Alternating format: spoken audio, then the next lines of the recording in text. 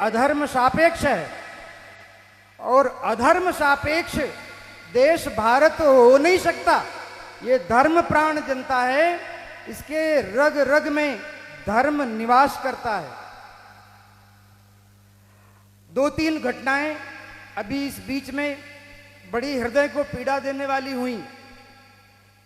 अभी एक अकल के दिवालिये नेता ने तमिलनाडु के कहा कि सनातन धर्म को कोरोना की तरह नष्ट हो जाना चाहिए।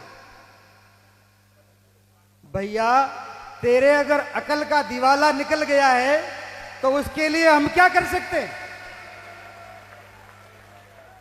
संसार में जितने मत, मजहब, पंथ और इज्म हैं, उनका कोई ना कोई प्रवर्तक है, किसी ने उनको उत्पन्न किया है।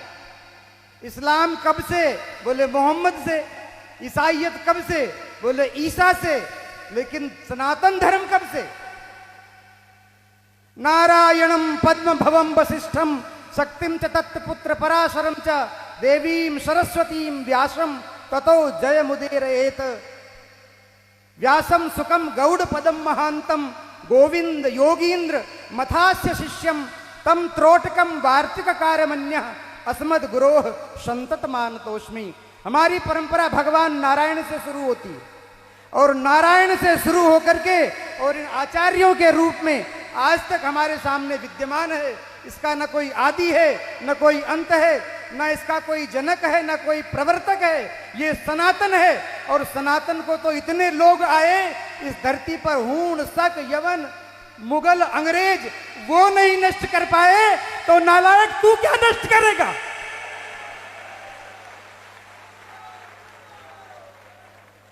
हमारे देश के संविधान में इमरजेंसी काल में जब सारे विपक्ष के नेता जेल में बैठे थे, उस समय आधी रात को 12 बजे तुमने संविधान के प्रियम्बल में धर्मनिरपेक्ष शब्द जोड़ दिया और इस देश को अधर्म सापेक्ष बना दिया।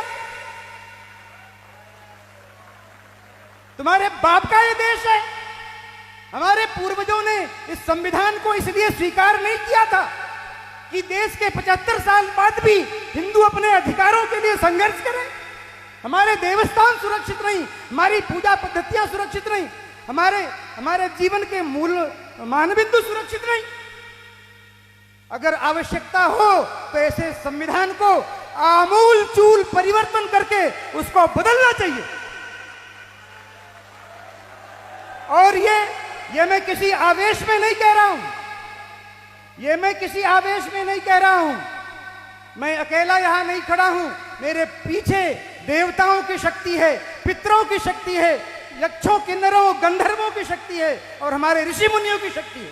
उनकी शक्ति के आधार पर मैं कह रहा हूं, हिंदू अब बहुत समय तक अत्याचार सहन करने वाला नहीं है। अपने अधिकारों के लिए भैया मिमियाना बंद करो और दिनकर के पदों के साथ स्वर में स्वर मिला करके कि विकराल काल मुंह खोलेगा, फणशेष नाग का डोलेगा, याचना नहीं अब रण होगा और संग्राम महाभीषण होगा। अगर इस तरह से स्थिति रही देश की तो ये ठीक नहीं है। संपूर्ण हिंदू समाज, अगड़ा पिछड़ा, ऊंच नीच, छोटा बड़ा, इन सबको जो जातियों में बांटने का समीकरण चल रहा है, अभी थोड़ी देर पहले राजनेता आए थे और कहा हमने इस जाति को ये दिया, उस जाति को वो दिया, उस जाति को वो दिया, उस जाति को ये दिया। अरे नालायकों, तुम क्या दोगे? समाज को बांट बांट करके सत्यानाश कर दिया और आज भी समाज को बांटने का प्रयास कर रहे हैं। शर्म नहीं आती तुमको? अब हिंदू समाज इस चक्कर में आने वाला नहीं है भैया। सभी लोग एक स्वर में हिंदवा सहोदरा सर्वे न हिंदू पतितो भवे।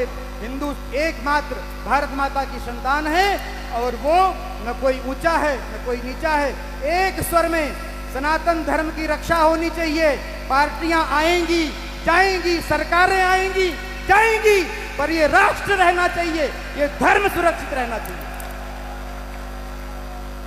श्री एकलिंगनाथ की, धर्म की, अधर्म का, प्राणियों में विश्व का गौ माता की, भारत माता की। प्रत्येक हिंदू सैनिक हो, प्रत्येक हिंदू सैनिक हो, प्रत्येक हिंदू सनातनी हो, तब इस राष्ट्र की रक्षा होगी। हर हर महादेव। भारत माता की, भारत माता की।